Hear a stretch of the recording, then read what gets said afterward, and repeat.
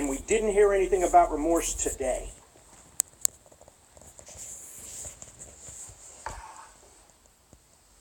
I believe that the records indicate, the facts support that April the 6th was nothing more than another day in an escalating criminal career.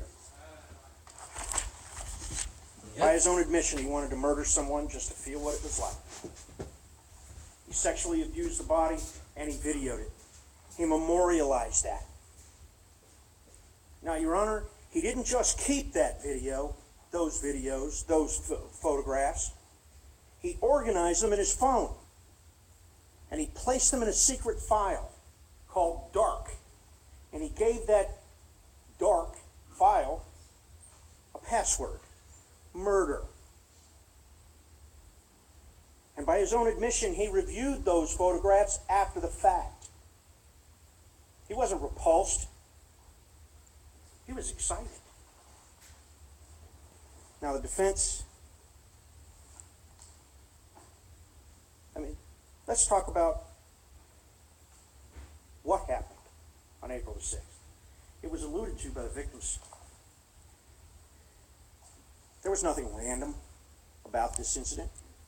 Gavon Ramsay carved out the weakest member of his community. He isolated her, he identified her, he stalked her, he murdered her, and then he abused her. Those were for his satisfaction and goals. They weren't for any other societal benefit. There was no other redeeming reason. There was no impetus. And by the way, there were no factors, outside factors, leading him to do it. Everything from start to finish began and ended in that young man's mind. Now the defense wants to tell us all about Zoloft. Well, the fact of the matter is he had a lengthy history of criminal activity, and he was writing about murdering and raping people, including some people that he knew, months before he took Zoloft for the first time. There is not one shred of evidence, either here or submitted in Dr. Bregan's report, that isolates Zoloft as in any way a perpetrating model. Nor does Dr. Bregan's report address the fact that he was drinking a fifth of liquor and getting high every day. Those are his words, Your Honor, not ours. He was a roller coaster of crime. That was his goal. He conducted numerous criminal actions in the weeks following the murder.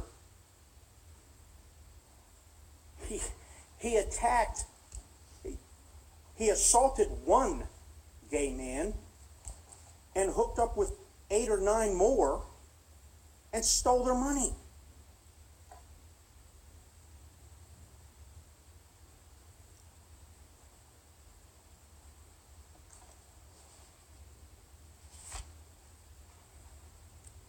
When Gavon Ramsay entered that home,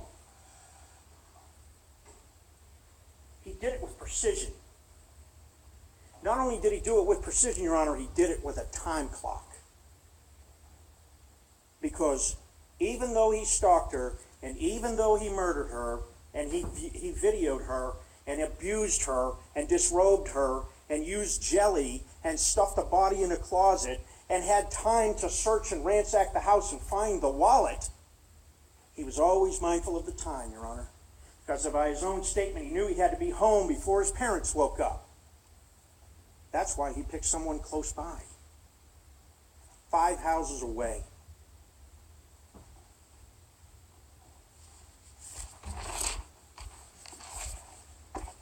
Took a wallet.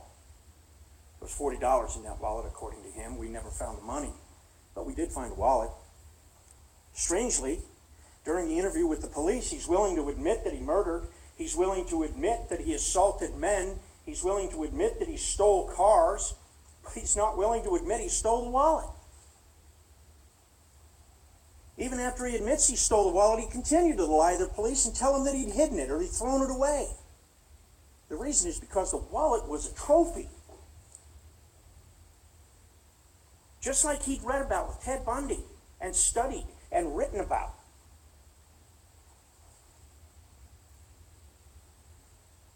collected an empty bottle of cologne from one of the men he assaulted and whose car he stole. He was collecting trophies. He was accelerating.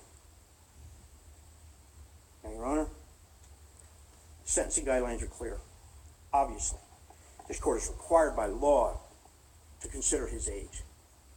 But as is stated in the state's brief, his youthful age status is only relevant as one mitigating factor and only applicable in the event that any of those three categories that are identified by law as being attributable to youth are present. Your Honor, there was nothing here that was impetuous. This was calculated, it was designed, and it was executed. And but for the accidental dropping of one of the gloves that he wore during the crime, he may never have been linked to that location at all. This is not an isolated incident. This is not some drug-induced, heightened, impetuous act. It was cold, it was calculated, it was purposeful. And by his own admission, if he hadn't been stopped, he'd be killing again. That tells this court, I believe, everything. No remorse, planned execution, and the intent to do it again. We ask the court, in order to protect the community, within the statutory guidelines of sentencing, nothing less than the maximum penalty will adequately protect the community, meet the requirements of the sentencing guidelines, and not demean the importance of this crime.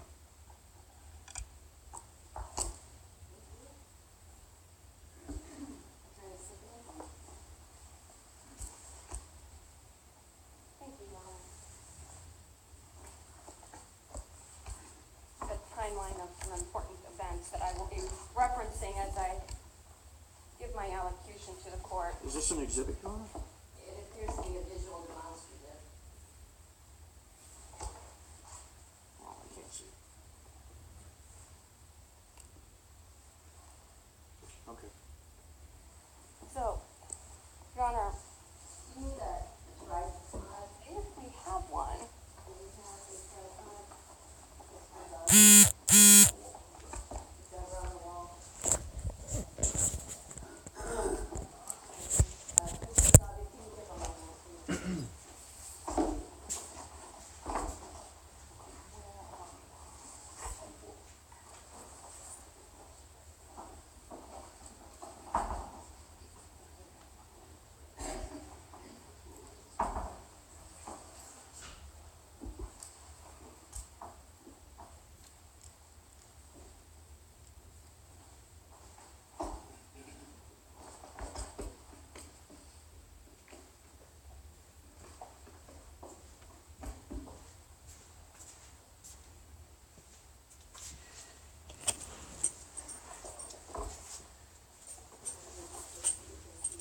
I've seen enough of it, Your Honor. She showed it to me before she said it.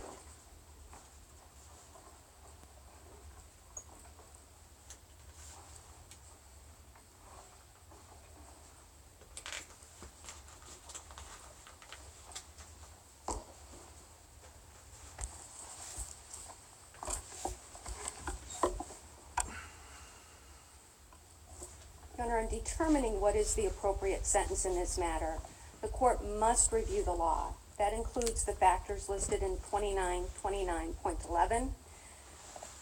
And those factors do include a number of things. First, it's important to note that Gavon did not commit this crime for hire. That's one of the factors that would be an aggravating factor or showing more serious activity or crime on his behalf. This was not a crime for hire. This was not a crime in which Gavon held a position of trust that he violated. There is also no familiar relationship or business relationship between Gavon and Margaret Douglas that facilitated this crime. Nor is there any indication that the crime was motivated by race or religion. So what are the mitigating factors that are present in this particular case? Well, we know that Gavon began taking Concerta from people at school. It's referenced in the report completed by Dr. Jones. It's referenced in the report completed by Dr. Bragan. In addition to the Concerta that Gavon was taking, he was also using illegal drugs, marijuana, LSD, and as the state has argued, he was consuming vast amounts of alcohol.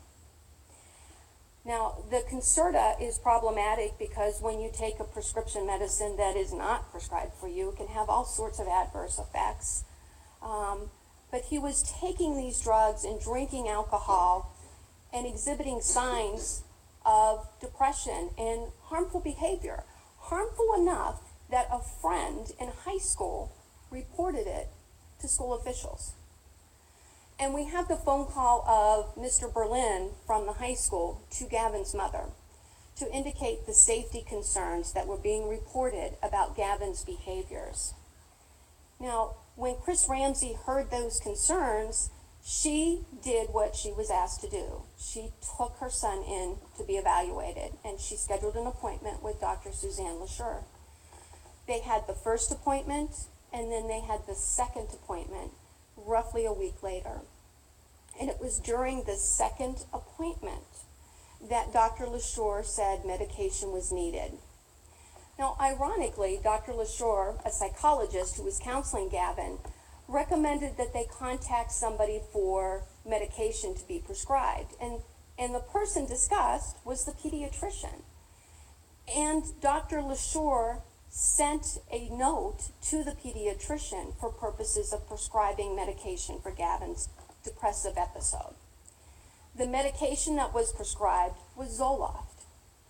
Now, Zoloft is not supposed to be prescribed to children under 18 years of age. It is not a drug that has been approved for the treatment of depressive episodes in juveniles. Despite that, the pediatrician, not a psychiatrist, prescribed Zoloft to Gavon. He started at 25 milligrams for a dosage for 4 days. After 4 days, the dosage was increased to 50 milligrams. And after 18 days, it was increased to 75 milligrams per day. And it stayed at 75 milligrams per day for a period of months before it was ultimately increased to 100 milligrams per day. Now, that is a high dosage of Zoloft. It's a high dosage for a juvenile who should never be prescribed Zoloft. And the effects of that Zoloft, based on the opinion of Dr. Peter Bregan, were such that they caused Gavon to have a toxic level of Zoloft and reactions as a result of that. Those reactions included the side effects that get warned about by the Federal Drug Administration and get warned about in studies. Those include increased agitation and aggression, feelings of being agitated and restless, an increase in activity and talking more, thoughts of suicide and depression, and trouble sleeping. I think it's important to note that one of those factors, increased activity and talking more, is significant because Chris Ramsay testified that in February of 2018, she called her pediatrician to report that Gavon had elevated blood pressure, he was talking more, his pupils were dilated. She was seeing some of these signs in February, but her pediatrician told her that those aren't typical side effects of Zoloft, so don't worry about that. And they continued with the treatment. According to Dr. Bragan, on page 34 of his report, the medication induced a condition that resembled some manic behavior, may have caused bipolar disorders, But it was exhibited in the following manners. There was risk-seeking behavior, and the Zoloft would have intensified problems that Gavon was already experiencing before the medication was prescribed. For example, he would flip off of bleachers at school and cause injuries to himself. That was pre-Zoloft, but Zoloft increased that reckless or impulsive behavior, that risk-seeking behavior. Gavon would engage in dangerous dares. That would include events like breaking and entering into the school or into a church. It included acts such as sneaking out of the house. And Dr. Bregan noted that there were signs of these impulsive and poor judgments prior to Zoloft, but that the Zoloft and the reactions of